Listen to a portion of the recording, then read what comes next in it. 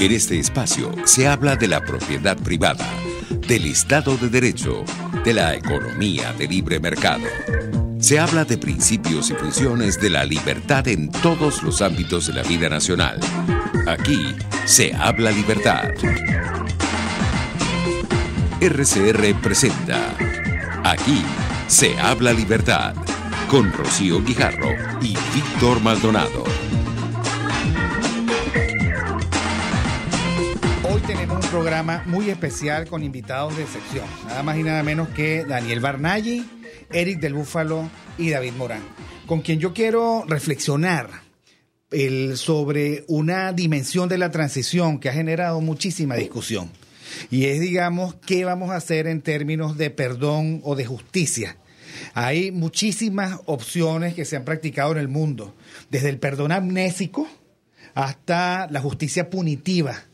Pero uno, después de reflexionar 20 años de saqueo, de crueldad por diseño, de 307,000 muertos por violencia, de centenares de presos políticos y también, por supuesto, de una persecución constante a cualquier tipo de pensamiento libre, uno tiene todavía muchísimo que pensar el qué hacer con esta experiencia y con sus responsables, pero sobre todo qué hacer para que esto no se repita. Y esa es la primera reflexión que quiero que ustedes hagan conmigo. Vamos a comenzar con Eric del Búfalo. ¿Qué opinas al respecto? Bueno, gracias, Víctor, por la invitación. Hay dos clases de castigo, creo yo, para esto, ¿no? Está el punitivo, el jurídico, el transaccional, como sea el grado de rigidez que eso tenga, pero hay uno que también es el histórico. Los nazis, por ejemplo, fueron castigados en Nuremberg, pero después de 70 años siguen siendo castigados por la cultura alemana, por la escuela alemana, por las universidades alemanas, por la intelectualidad alemana, sí, por la historia. Entonces, evidentemente, no solamente, yo sí creo que hay que juzgar a los criminales. Sí, hay, evidentemente, el chavista de a pie es el chavista normal, es un chavista y ya. Pero los criminales sí tienen que ser juzgados, no pueden ser, digamos, perdonados.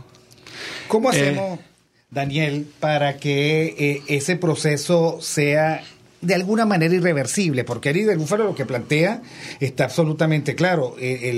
Tiene que haber justicia, tiene que haber castigo, pero sobre todo tenemos que evitar volver a caer dentro de los mismos términos de caudillo con poder total que traiciona a los ciudadanos y que finalmente los convierte en siervos.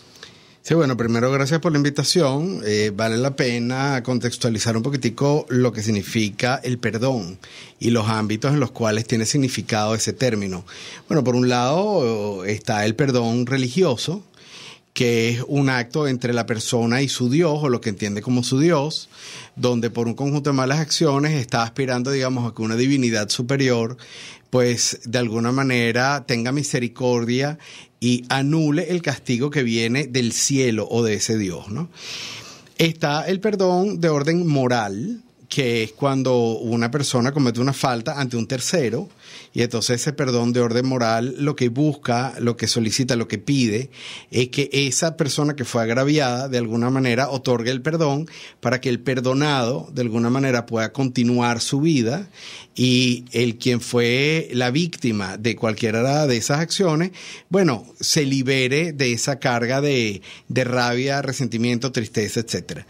Y está el tercer tipo de perdón, que es el perdón de orden jurídico, que es cuando de alguna manera unas personas que cometen un conjunto de delitos, vamos a llamarlo así, de cara a un conjunto de leyes, en un proceso jurídico, habiendo sido demostrada la culpabilidad y habiendo sido condenados a lo que obliga la ley, solicitan de una u otra manera un perdón del sistema de justicia.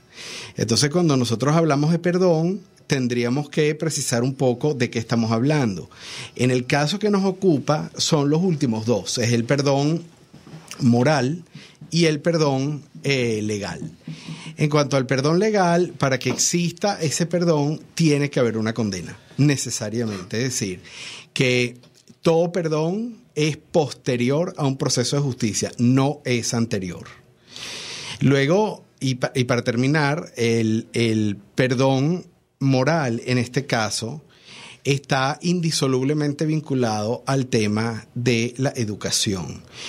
Quiero tomar y agradecer el ejemplo que tú diste de Alemania, porque de las primeras acciones que se hicieron en Alemania fue reconstruir el sistema educativo de tal manera, no de evadir, sino de incluir de manera ad nauseam prácticamente lo que significó Hitler, el nazismo, la sociedad entre valga la redundancia, la sociedad nazi y los altas jerarcas del nazismo, y eso se estudia, se pone en evidencia desde los niveles más bajos de la escolaridad alemana. Así que es cierto, la sociedad alemana tiene todavía una parte muy importante de culpa, de sentimiento de culpa, pero en parte ese sentimiento de culpa es lo que ha hecho, por un lado, que sea un tema que se discuta, pero por el otro lado, que Israel sea el principal socio comercial, tecnológico y educativo de Israel. Ahora, Eric, gracias Daniel por esta intervención. Eric, ¿cómo nosotros logramos un proceso de justicia, de perdón y de educación cuando al venezolano le cuesta tanto revisarse a sí mismo y cuando tenemos un conjunto de interpretaciones absolutamente traídas de los cabellos de lo que aquí ha ocurrido? Mira, yo no quiero insistir en la parte jurídica porque eso es un campo muy acotado, muy pequeño del problema del chavismo y su perdón o su olvido. Yo quiero insistir en la otra idea. Yo pienso que cuando en Venezuela ocurre una ruptura histórica como la que debe pasar, es decir, que Venezuela viva otro modelo, otro juego, otra institucionalidad, otra forma de vida completamente distinta y se dé cuenta de lo que sufrió, o sea, de que fue víctima pero también fue victimaria de sí misma, la vergüenza que tendrá este país de haber sido chavista será tan grande que ese será el castigo mayor para el chavismo. Entonces, cuando venga la libertad, cuando aquí venga la justicia, cuando aquí venga la verdadera convivencia y solidaridad entre los seres humanos, es como el pecado de haber sido chavista será tan brutal que nadie querrá olvidar haber sido chavista. Y eso creo que será el castigo mayor del chavismo, la vergüenza eterna, la vergüenza histórica. Ahora, Eric, yo quiero abundar montarme sobre tu intervención, porque es que el problema es el siguiente. El venezolano puede llegar a creer que el chavista es el otro, uh-huh, y que no fue, como de hecho yo creo que fue, un gran sistema de relaciones en donde el caudillismo, las montoneras y la nimiedad, o sea, el trato displicente con la corrupción se conjugaron para saquear el país y finalmente colocar en términos de servidumbre al ciudadano. Yo quisiera que tú hicieras una reflexión sobre cómo podemos internalizar eso que Daniel Barnaghi decía. Bueno, ad nauseam los alemanes se preguntan e intentan responderse cómo es que llegamos hasta aquí. Claro. ¿Cuál es el monto de nuestra culpa colectiva? Exacto. Y cómo nosotros exorcizamos esa culpa para que no vuelva a ocurrir? Bueno, esa es la vergüenza alemana, ¿no? Esa es la vergüenza alemana que Daniel mostró muy bien, y esa es la clave de que el nazismo en Alemania es casi imposible. O sea, siempre hay que estar alerta, pero digamos, objetivamente, subjetivamente es casi imposible. Entonces, insisto en esta idea, Víctor. Por un lado, la educación, la cultura, pero por otro lado, el sistema de vida, la forma de vida misma hace que lo que se vivió antes sea absolutamente tan repulsivo que no se quiera. Porque además el chavismo no solamente es el chavismo recoge todo lo peor de nuestra historia. Yo lo veo así. El chavismo recoge caudillismo, centralismo, feudalismo, rapiña, ver el país como algo que uno va, como una mina, no como un lugar donde va uno entera a sus padres y cría a sus hijos, sino como una mina. Entonces, toda esa concepción rapaz del país, eso va a cambiar incluso por necesidad. Sí, efectivamente es así. Ahora, David, el monto de la rapiña, ¿tú crees que nosotros los venezolanos vamos a incorporar al círculo de la reconstrucción del país al saqueador de cuello blanco? No, eso es imposible.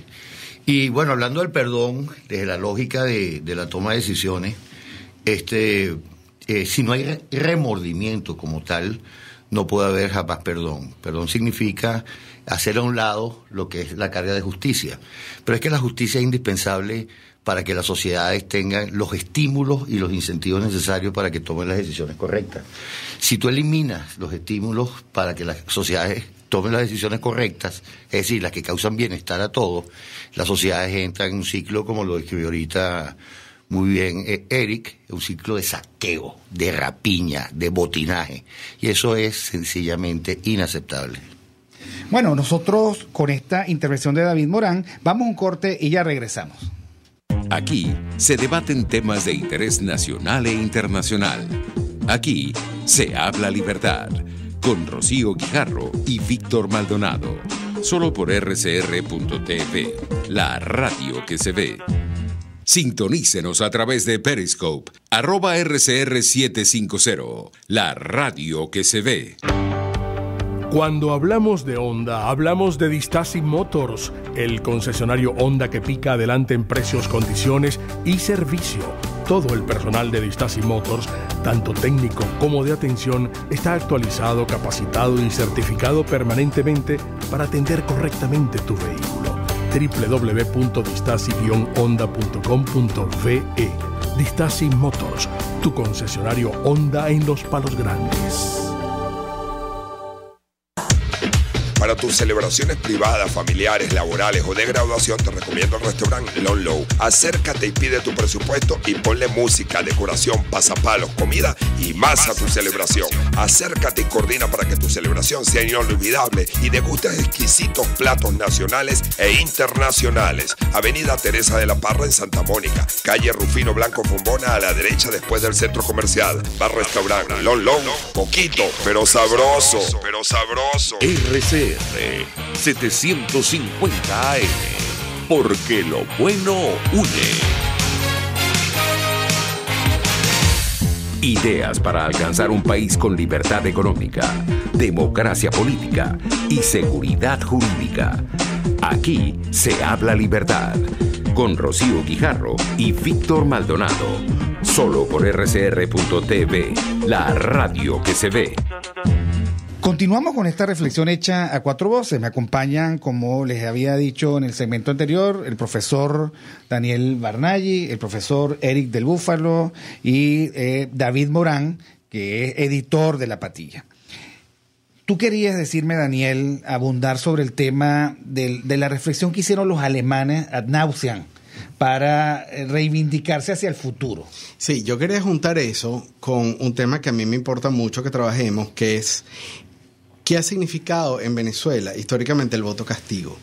Cuando se termina la Segunda Guerra Mundial y se tiene que hacer una construcción de una nueva civilidad en Europa, no solo en Alemania, sino en Europa, se entendía que ya en los procesos, digamos, electorales no podían tener como contenido el voto castigo a la gestión que lo hizo mal anteriormente, sino que tiene que haber una recivilización de lo que significa el poder del voto, el poder de la elección, a través de lo que significa, por ejemplo, rendición de cuentas, presentación de planes nacionales. Y nosotros en Venezuela, uno de los efectos que se ha estudiado desde que hay estudios de cultura política en 1973, es que en Venezuela, digamos, lo que es clásico es el voto castigo, no el voto de evaluar qué fue lo que pasó, qué es lo que hay que corregir y cuál es la nueva propuesta, sino siempre ha sido el voto de la reivindicación. Entonces, claro, hay una cultura donde ese populismo está siendo alimentado por todo lo malo que hizo el anterior como el elemento base para que vote por mí, pero no de corrección de qué es lo que hay que hacer para que las cosas salgan bien de cara al país. Entonces, una de las cosas que yo sí creo que hay que cambiar, si bien estoy seguro que vamos a seguir abundando en el tema del perdón, es en la praxis de lo que significa la elección. Elegir como concepto de construcción y no elegir como concepto de pasar la página sobre algo de lo cual lo quiero echar por debajo de la alfombra y salir de esa tierrita. Entonces, uno de los grandes retos que tiene cualquier sistema de transición es un reto de informar y de formar. de manera tal de garantizar que la siguiente elección sea una elección mucho más civil y civilista y menos rencorosa y vengativa que las que originaron esta situación tan trágica. Claro, pero hay muchísima confusión, Eric, porque sucede que hay, digamos, varias tendencias. La primera está representada por este discurso. Si Maduro se lanza, puede competir en elecciones libres. La segunda es: abracemos al chavismo originario, que quiere hacer como una distinción entre los efectos del chavismo hoy y la versión adánica del chavismo que se pierde en los orígenes de la historia. ¿Qué opinas tú sobre eso? Te voy a contestar primero con una pequeña reflexión que anuda lo que está diciendo Daniel, lo que veníamos hablando. Ahorita el chavista es el otro, pero para las generaciones futuras, o sea, el chavismo tenemos que hacer todo. O sea, Venezuela tiene que sentir vergüenza toda de haber sido chavista, como Alemania siente vergüenza toda de haber sido nazi, no nada más los descendientes de los nazis. Toda Alemania siente al nazismo como una vergüenza suya. Entonces los venezolanos tenemos que sentir al chavismo, seamos chavistas o no seamos chavistas, como una vergüenza nacional. ¿Me explico? Como una vergüenza nacional. Hasta que no lleguemos a ese punto, el chavismo será siempre una amenaza. Contestándote en este marco de reflexión, evidentemente las personas que dicen que hablan de un chavismo originario o que dicen que Maduro puede ser reelecto no pueden actuar de buena fe. No creo que actúen de buena fe ni que sea una opinión ingenua, porque nadie con esos juicios se le puede ocurrir que alguien que está siendo juzgado en el Corte Penal Internacional pueda ser candidato. Entonces hay que ver. Yo lo que invito a la ciudadanía es que veamos cuáles son los motivos reales de personas que hablan así, porque no puede ser ingenuidad a estas alturas. Ahora, David, ¿cuáles pueden ser los motivos de aquellos que quieren reivindicar la versión original del chavismo y de otros que, digamos, dicen, bueno, borrón y cuenta nueva, practiquemos la amnesia, y si Nicolás se quiere volver a lanzar en las próximas elecciones, que lo haga? Bueno, precisamente son socialistas. Los socialistas piensan así. Los socialistas apuestan a que los mercados, es decir, las interacciones humanas, pueden ser dominadas desde arriba. Y por lo tanto, con esa prepotencia que los caracteriza, dicen: nosotros merecemos perdón, nosotros teníamos muy buenas intenciones, pero algo ocurrió que se desvió en el camino. El núcleo de esto es que las sociedades, es decir, los mercados, no perdonan. Los mercados piden rendición de cuentas porque esa es la base de la estabilidad y la paz social. Si tú eres un fabricante de un servicio y tú engañas, tú estás perturbando la paz de los mercados. Entonces, en el futuro, y hay que entenderlo, no es posible crear una sociedad, es decir, unos mercados prósperos, si no tienes las dos palancas del accionar público que lo sostienen, que es la legitimidad. O sea, tú estás preparado, tienes el reconocimiento para hacer o ofrecer o demandar un determinado servicio, y la rendición de cuentas. Es decir, esto lo que quiere estos chavistas es evitar la rendición de cuentas y la responsabilidad que implica su gestión pública en eso. Eso no es posible, porque si no estamos destruyendo valor de los mercados, es decir, valor de las sociedades. Ahora, Daniel, oigo hablar a David Morán y estaba recordando una de las experiencias, la experiencia de Nicaragua. Nicaragua es ocurre en algún momento una guerra civil, porque hay un dictador de derecha absolutamente cruel, una dinastía, la dinastía de los Somoza, que provoca una reacción en forma de una guerrilla de izquierda, y esta guerrilla de izquierdas toma el poder, y como toda izquierda, pues no quiere salir del poder. Hay una intervención internacional de, digamos así, de bajo perfil, no institucional, sale el movimiento sandinista del gobierno, y 10 años después, o no sé cuánto tiempo después, vuelve. Y vuelve peor. Vuelve en una versión degradada y muchísimo más brutal que la original. O sea, vuelve desprovisto de esa aura de liberadora que tuvo en algún momento. De nuevo, ¿cómo es que los pueblos practican tanto olvido? ¿Cómo es que la memoria es tan precaria? ¿Cómo es que no hay una ruptura radical con aquellos que al final te someten? Bueno, si bien creo que tu exposición sobre el caso de Nicaragua es un ejemplo absolutamente maravilloso de lo que significa la patología del poder, también refleja perfectamente lo que es la patología de la deseducación en nuestro continente.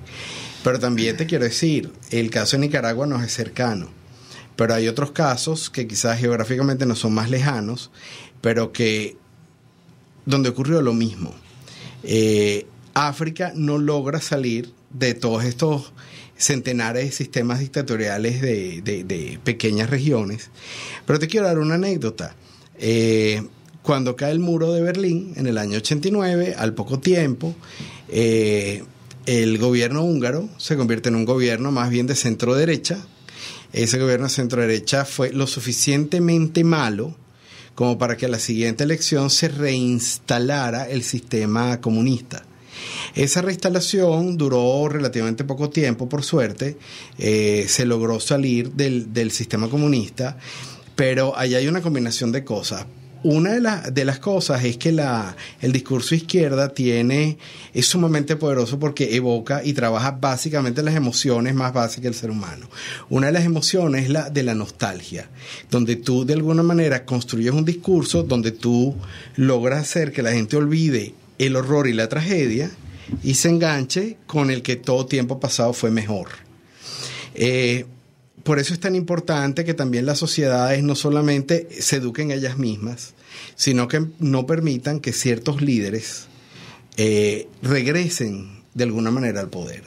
Yo creo que esa permisividad que tienen algunos países en América Latina para estas reelecciones, sea más tarde, sea después, cuando ya se sabe que son personas que hicieron mucho daño y aunque no se la hayan hecho, yo creo que el tema de la reelección y de la incapacidad que tienen los gobiernos de autosanearse es lo que explica, por ejemplo, el caso de Nicaragua. Y por eso es que yo pienso que quizás una de las cosas que se debería hacer en cualquier sistema de transición es una reforma constitucional que obligara a regresar a un Congreso Nacional, bicameral me refiero, donde se elimine cualquier forma de reelección, pero no dentro de un sistema de justicia transicional, sino de un sistema de justicia de Estado de Derecho.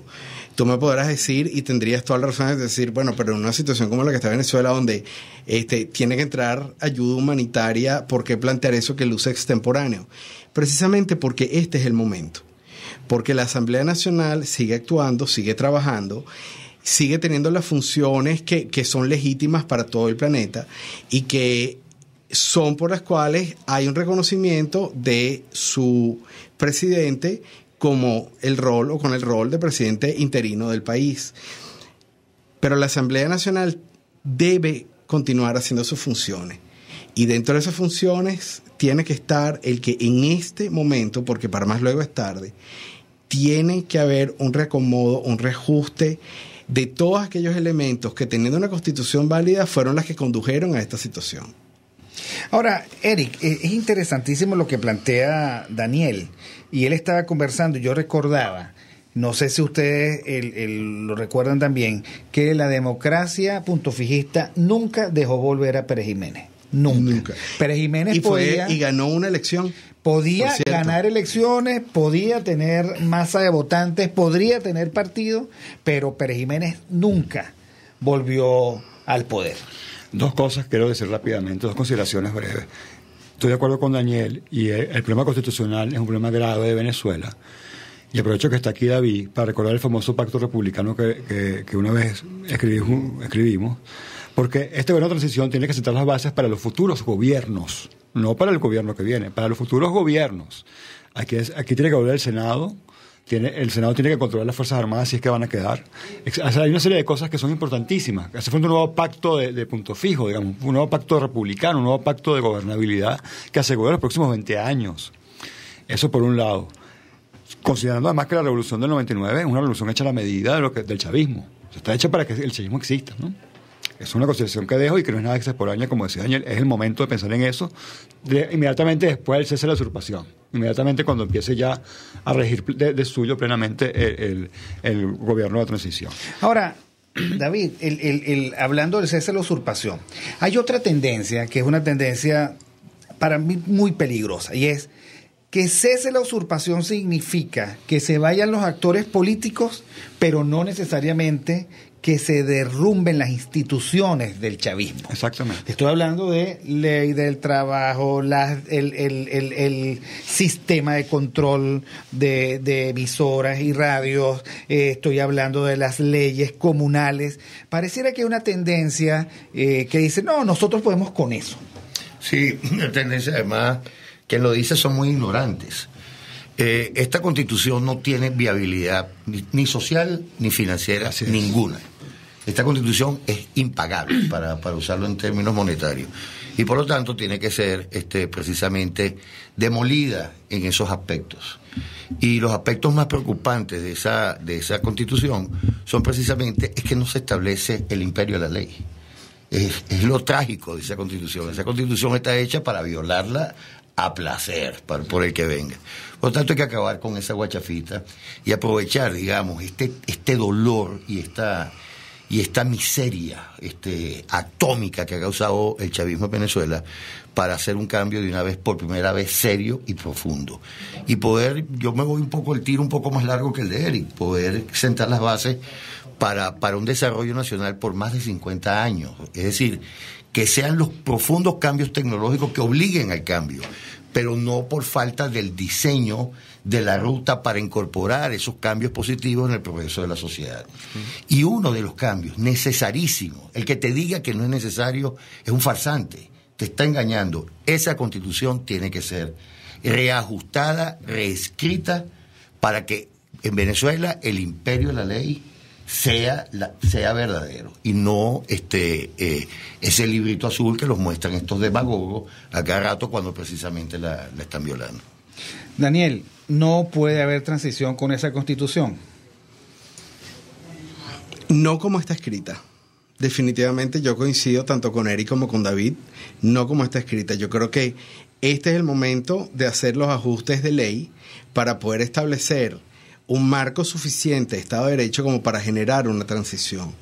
Una transición se genera cuando hay herramientas institucionales que también son conocidas por el resto del mundo, como para, por ejemplo, que no tengamos un gobierno militar y que en este momento todo el país que está famélico, que está falto de medicamentos, está viendo a ver cómo se le manda mensaje a un pequeño puñado de verdes para que ese pequeño puñado de verdes tenga, digamos, la bonomía, estoy siendo muy sarcástico, de dejar entrar ayuda humanitaria, la cual depende de la vida de una enorme cantidad de venezolanos.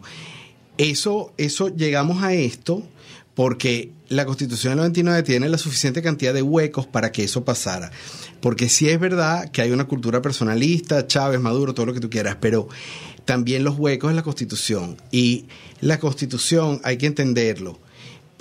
Este es el momento para hacer todas las modificaciones pertinentes para generar una transición hacia el imperio de la ley. Nosotros no podemos estar en el imperio de la ley para luego generar una transición, porque eso es un contrasentido. Ahora es que hay que sentar las bases. Este es el momento de hacer ese planteamiento. Bueno, con esta intervención de Daniel Barnaghi, nosotros vamos al corte. Aquí se debaten temas de interés nacional e internacional. Aquí se habla libertad, con Rocío Guijarro y Víctor Maldonado. Solo por rcr.tv, la radio que se ve. Puedes seguirnos en nuestras redes sociales. En Twitter, @RCR750, la radio que se ve.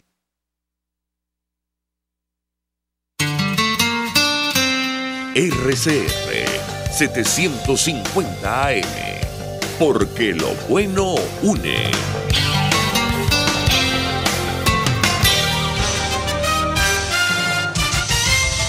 Informe RCR presenta titulares.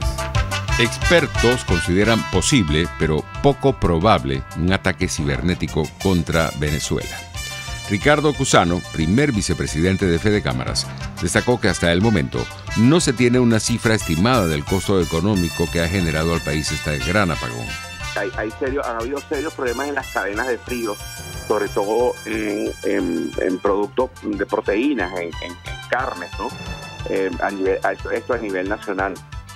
Luego, el tema de los vegetales, de las frutas, no hay tampoco transporte, no es solo el tema de las cadenas de frío, sino también la distribución de las mismas se ha complicado por el problema de la gasolina que se ha agravado.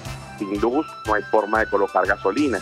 Entonces, no es solo las pérdidas, no que la pérdida, digamos, ya en el comercio, sino los productores que no pueden distribuir su producto y en consecuencia, bueno, se les está dañando en su lugar de trabajo, ¿no? Forma de adquirir algún producto, y ha hecho que, bueno, que lamentablemente también surjan quienes abusan de la situación.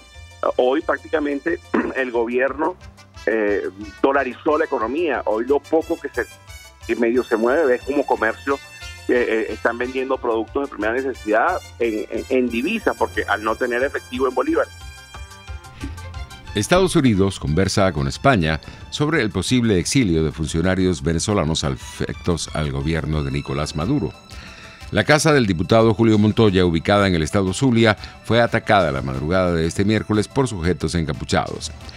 Diputados de la Asamblea Nacional piden a Michelle Bachelet visitar las trochas en la frontera con Colombia. La Agencia de Información de Energía de Estados Unidos informó que hasta la semana previa del apagón, los suministros de crudo de petróleos de Venezuela hacia ese país se habían desplomado 540,000 barriles diarios. Empresas Polar registra pérdidas multimillonarias por la ola de saqueos que se disparó en el estado Zulia. En internacionales, en Brasil, al menos 8 muertos, entre ellos 5 niños, dejó hoy un tiroteo en una escuela de Sao Paulo. Y en los deportes, Barcelona y el Lyon definen esta tarde quién alcanzará el pase a los cuartos de final de la Liga de Campeones. 11:38.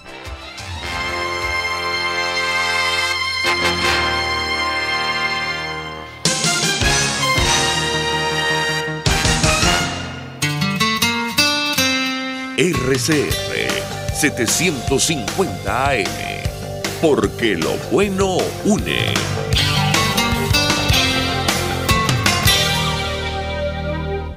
USA Becas es la mejor agencia de asesoría educativa.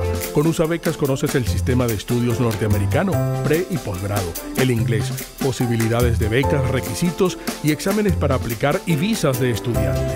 Estudiar en USA es posible, hacerlo con USA Becas es más fácil. 0414-235-9929 www.usabecas.org @usabecas. Juntos construimos el futuro de tus hijos. RCR 750 AM, porque lo bueno une. Usted está escuchando Aquí se habla libertad, con Rocío Guijarro y Víctor Maldonado. Síganos en Twitter y Periscope, @RCR750, la radio que se ve. Bueno, muchísimas gracias a Daniel Barnaghi, profesor de la Universidad Simón Bolívar, a Eric del Búfalo, filósofo y también profesor de la Simón Bolívar, por habernos acompañado en la primera parte del programa. Quedo con David Morán. David, lograr, digamos, la justicia y reivindicar al ciudadano significa proponer otras reglas del juego. Hemos visto, por ejemplo, que hay una tendencia de los que quieren hacer la transición, que proponen vivir una primera época con la institucionalidad del régimen. Me refiero, con la misma PDVSA, con la misma ley del trabajo, con el mismo sistema tributario, con las mismas empresas públicas. O sea, ellos llegan como una toma pretendiendo ser mejores que el resto de los ciudadanos, cayendo en la trampa del voluntarismo. Y tú decías en el segmento anterior que eso era simplemente infinanciable. Sí, totalmente. Porque todo socialismo es infinanciable. El socialismo tiene 2 etapas muy clásicas. La primera es la toma del poder para saquear, y luego es la huida del país famélico una vez saqueado. Siempre ha resultado así. Es más, ninguna moneda socialista ha sobrevivido nunca a la historia, porque ese es el mejor ejemplo del saqueo de esta gente. El problema hay un problema un poco más profundo, Víctor, en la concepción que tiene esta gente que son también socialistas. No son socialistas totalitarios, vamos a decir así, pero les gustaría ser socialistas totalitarios a su manera, porque al final lo que una especie de despotismo ilustrado del siglo XXI. Al final lo que dicen es nosotros podemos, PDVSA lo que faltó fue administrarla bien, para decirlo así, ¿no? Porque desconocen profundamente cómo funcionan las sociedades. Entonces tratan de utilizar autores o ilustrados, digamos, los más ilustrados en ese manual de creación de muerte y miseria, que fueron Marx y Engels, son personas que tú claramente ves cómo son capaces de destruir lo que el hombre y su naturaleza crean que son los intercambios libres y voluntarios en los mercados. Estos todavía no entienden y por eso a mí me preocupa mucho cuando oigo estas cosas que quieren, digamos, recuperar el país desde el socialismo. Veo que eso van a ser de nuevo tiempos perdidos, porque a mí me llamaría la atención cuando, digamos, algún político dijera la institución de Venezuela es el mercado y sobre esa institución que es el mercado nosotros creamos el andamiaje jurídico y legal para que el mercado funcione de manera más eficiente. Es decir, para que las transacciones entre tú y yo sean de la mejor manera posible y con menos interferencias. Suponer algo diferente a eso es suponer que el ciudadano está supeditado al Estado. Y eso es una concepción absolutamente errónea. Es una concepción, primero, injusta, porque el ser humano es digamos, el causante de todas las interacciones entre él mismo, no es el Estado. Entonces, en esa parte a mí siempre me preocupa mucho que pongan siempre la carreta delante de los bueyes. Ahora, para eso, David, tiene que haber un liderazgo esclarecido y comprometido con la ruta del coraje. ¿Por qué? Porque cuando uno oye a algunos diputados de la Asamblea Nacional presentando el Plan País, diciendo que en este momento no es conveniente cambiar la ley del trabajo porque cómo lo va a recibir la gente, uno cae en cuenta de dos cosas. En primer lugar, la distancia que algunos de esos diputados tienen con el país real, que creen que los venezolanos aprecian una ley que los ha desempleado, que ha destruido empresas, que no les permite ni a los mesoneros recibir propinas y a los cuentapropistas trabajar los fines de semana, ni trabajar horas extras. Y ellos no se atreven a ir contra una ley del trabajo que es la herencia más depurada del peor momento de la agonía terminal de Hugo Chávez, y no se atreven. Y cuando uno les pregunta, bueno, hay que hacer algo con PDVSA, no podemos hacer nada porque podemos rescatarla, y dicen, porque no sabemos qué es lo que nos vamos a encontrar. ¿Qué creen ellos que se van a encontrar en una empresa saqueada, mal administrada, vuelta a saquear, partidizada, convertida en una instancia clientelar, absolutamente incapacitada para producir, sin reputación? ¿Qué creen ellos que pueden hacer con eso en este momento? ¿O qué creen ellos que pueden hacer con las empresas públicas? ¿O qué creen ellos que pueden hacer con el sistema de con el monopolio de telecomunicaciones que no comunica a nadie? O sea, ¿cómo ellos pueden pretender una transición siendo lo mismo pero en sus manos? Sí, mira, yo te voy a utilizar un término que lo he utilizado muy frecuentemente, que es una expresión inglesa. Cuando yo oigo a estos planificadores, que además no son petroleros, y te voy a explicar después qué es el negocio petrolero, decir que PDVSA debería ser tal y tal, o la rescatamos así o asado, yo le digo, put your money where your mouth is. O sea, pon tu dinero donde pones tu boca. Es decir, un poco limpios, jugando a que pueden ser unos Rockefeller con los dineros públicos. Eso es sencillamente intolerable. PDVSA es una empresa absolutamente irrecuperable, porque una empresa petrolera son fundamentalmente dos cosas: mucha ingeniería, mucha ingeniería, y comercio internacional. Sí, y ninguna de esas dos cosas las tiene PDVSA. PDVSA perdió toda la capacidad de ingeniería, y la que contrató y compró está estartalada. Esos activos están absolutamente estartalados y no tiene ninguna posibilidad de comercializar crudo. Es más, perdió todas sus rutas de comercialización, las perdió. Por lo tanto, le va a necesitar muchos millones de dólares. Y yo insisto que eso solamente las tienen las majors y las super majors petroleras. Y será su evaluación del capital, el CAPEX, que ellos hagan, si van a invertir en dinero aquí o no. A mí me gusta mucho el ejemplo de Guyana. Guyana sabía que podía haber petróleo, pero solamente la ingeniería de Exxon descubrió el petróleo y es capaz de perforar pozos. Además, 12 han sido exitosos, una tasa de éxito impensable. En aguas que están a 200 kilómetros de la costa, que tienen 1,5 kilómetros de profundidad del agua, y luego hay 5 kilómetros más de tubo hacia la tierra para llegar a una arenisca que tiene 90 metros de alto. Eso es ingeniería pura y dura. Eso no lo entienden los que están desde la macroeconomía, están viendo que puede ser recuperable PDVSA. PDVSA tiene que ser sencillamente liquidada y guardar un museo de su destrucción, guardar las piezas de los taladros como lo dejaron, para que nunca el venezolano pueda tener la tentación de volver a cometer esa locura que hicieron. Y la tercera pata de una empresa que le heredamos, pero también la destruyeron, es su meritocracia. Entonces PDVSA es una empresa que tiene 18 años sin renovación de cuadros técnicos y de profesionales. Más bien tiene un vaciado profundo de esos cuadros técnicos y profesionales. No hay posibilidad alguna, ninguna, que justifique tributariamente que PDVSA pueda ser rescatable en los términos de operación que tiene. Y además, ¿qué es lo estratégico de PDVSA? Si hay por lo menos unas 40, 50 empresas de calidad mundial en el mundo que la podían hacer. Lo triste del esquema de PDVSA y de esos esquemas socialistas es que no hay 30 ni 50 empresas petroleras venezolanas que sepan sacar petróleo luego de 100 años de historia petrolera en Venezuela. Eso sí es dramático. Eso es verdaderamente triste.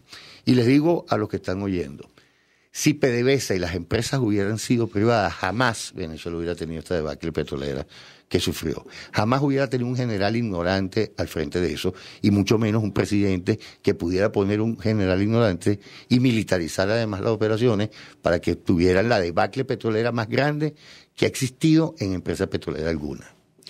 Sabes que te oigo conversar y me conecté con la degradación de la elaboración del pensamiento político venezolano, que tuvo tal vez un momento luminoso en el que podríamos discutir, pero la reflexión de Rómulo Betancourt sobre Venezuela, política y petróleo, ¿okay? Que era una visión de Estado, de ese momento del Estado, respecto a lo que había que hacer para utilizar los recursos para el desarrollo del país, termina a esta altura del siglo XXI en una muy mezquina y mediocre reflexión sobre qué hacer con la empresa petrolera. Son dos niveles de reflexión absolutamente diferentes. Es lamentable, porque además entrar en la operación del petróleo y que el Estado pueda, es como decir que el Estado tiene que también tener cementera, o decir que tiene que tener las empresas del aluminio, porque son estratégicas. Lo estratégico está lo que cada persona tiene en la cabeza. Y nosotros sí hemos vivido un proceso de descapitalización gravísimo con la emigración de los venezolanos que se han ido. Esos son millones de años de conocimiento que lo están recibiendo felices los países. Chile fue el primero que lo vio, Piñera lo vio y dijo, todos esos venezolanos que son buenísimos, vénganse para acá. Ese es el bono social que nosotros debíamos haber disfrutado acá, porque la población era relativamente joven y relativamente bien entrenada. Se la regalamos a Chile. Chile la está disfrutando. Ecuador, Estados Unidos, Qatar, Canadá. Eso es lo trágico. Ese es el socialismo. Y ese es el verdadero capital que teníamos nosotros. Bueno, vamos un momento al corte y ya regresamos para el cierre con David Morán, editor de La Patilla. Aquí se debaten temas de interés nacional e internacional. Aquí se habla libertad, con Rocío Guijarro y Víctor Maldonado. Solo por rcr.tv, la radio que se ve. Puedes seguir nuestra programación a través de rcr.tv, la radio que se ve. ¿Buscas cauchos para tu carro, camioneta, picoto o camión? Acércate a la Cauchera Fran Luis, donde tienen el que buscas al mejor precio y con insuperables promociones. Cauchera Fran Luis al final de la Avenida Baral, pasando la estación de servicio, teléfono 0212-481-1752. Cauchera Fran Luis, tu mejor opción. En RCR somos vanguardia. Toda la programación de tu RCR también la puedes seguir a través de la internet.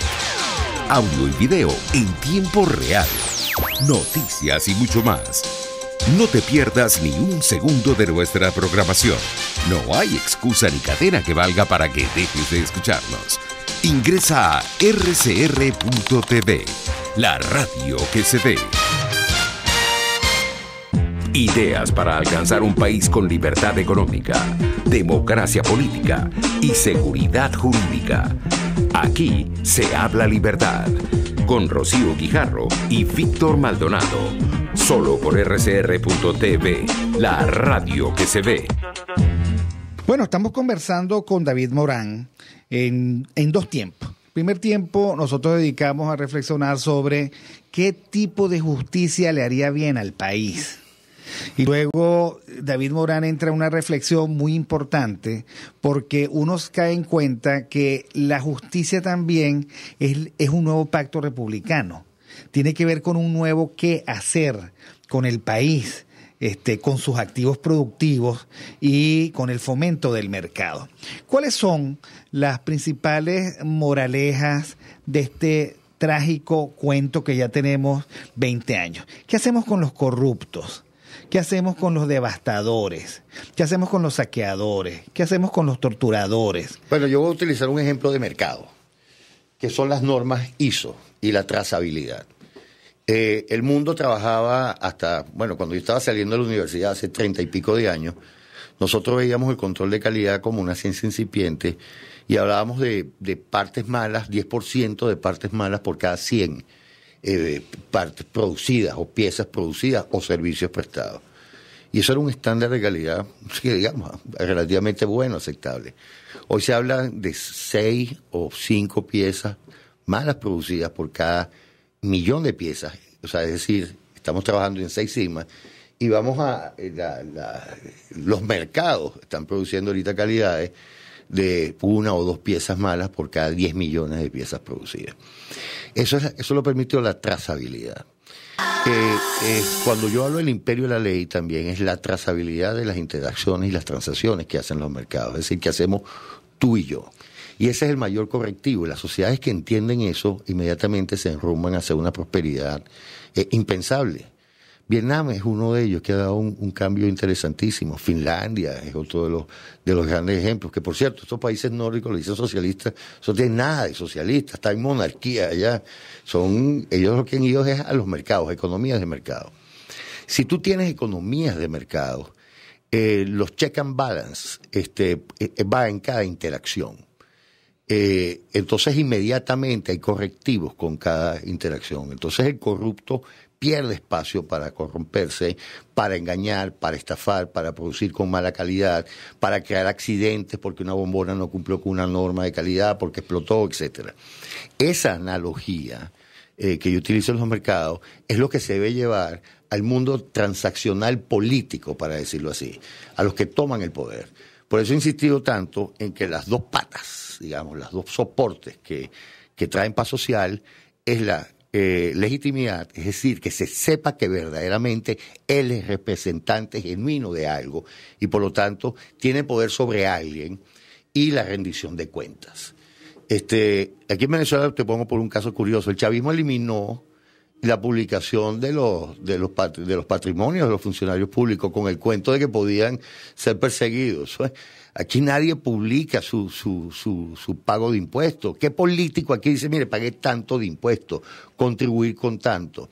Y se borró precisamente el aporte de los mercados, el aporte de la sociedad, que es lo único solidario, verdaderamente solidario, para taparlo con esa locura de los ingresos petroleros, de los préstamos sobre petróleo y de los préstamos de los mercados financieros. Precisamente para evitar la rendición de cuentas que exigiría el ciudadano en base a los pagos que hace para sostener a un gobierno. Entonces, todo eso se corrige, Víctor, si el ciudadano entiende que es él y su dinero el que financia a esos políticos que están allá y que tiene el deber y el derecho de exigirle cuentas. Bueno, muchísimas gracias a David Morán, editor de La Patilla, y por supuesto también a Daniel Barnaghi y Eric del Búfalo, quien en conjunto construimos una reflexión importante sobre perdón, justicia, reinstitucionalización y nuevas instituciones. Y nos veremos la próxima vez.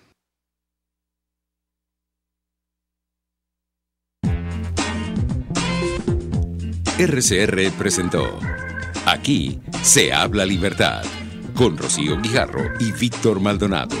Solo por RCR 750 AM y rcr.tv.